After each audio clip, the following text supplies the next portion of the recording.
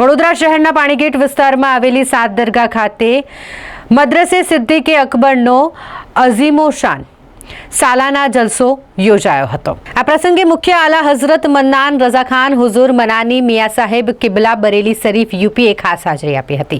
બીજા પ્રવક્તા સૈયદ મોહમ્મદ કાદરી સાહેબ કિબલા નિગરા સુન્ની દાવતે ઇસ્લામ જયપુરે જે મદ્રાસાનો પ્રોગ્રામ તેના મુખ્ય ખલીફે સૈખુલ ઇસ્લામ અબુ મોહમ્મદ હઝરત મૌલાના મોહમ્મદ અસલમ રજા સાહેબ ખાસ ઉપસ્થિત રહ્યા હતા।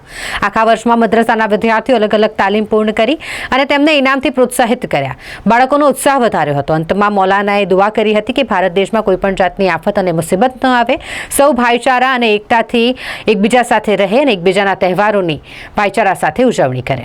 પાણીગેટ ભદ્ર કચેરી પાસે સાબરી મસ્જિદ મદ્રસા સિદ્દીક અકબર અને સાલાનો જલસો વાર્ષિક ઇનામ વિતરણ અને એનો પ્રોગ્રામ રાખવામાં આવેલો છે। એમાં મહેમાન બોમ્બેથી અને બરેલી શરીફથી મહેમાન આવ્યા છે અને હજુ મહેમાનો આવવાના બાકી છે। કેટલા વર્ષથી પ્રોગ્રામ કરો છો? અને અમારું 40 થી 45 વર્ષ જૂનું છે આ સંસ્થા અમારી અને 15 વર્ષથી અમે કરીએ છીએ। આ 21મો વર્ષ છે અમારું આ જલસાનું। પહેલાં અંદર કરતા હતા મસ્જિદમાં, હવે બહાર સ્ટેજ પ્રોગ્રામ કરીએ છીએ। દર વર્ષે પ્રોગ્રામ હોય છે અમારો આ મદ્રસા સિદ્દીક અકબર વાર્ષિક જલ। તમારું નામ શું? રફીક પટેલ, સાબરી મસ્જિદ પ્રેસિડેન્ટ।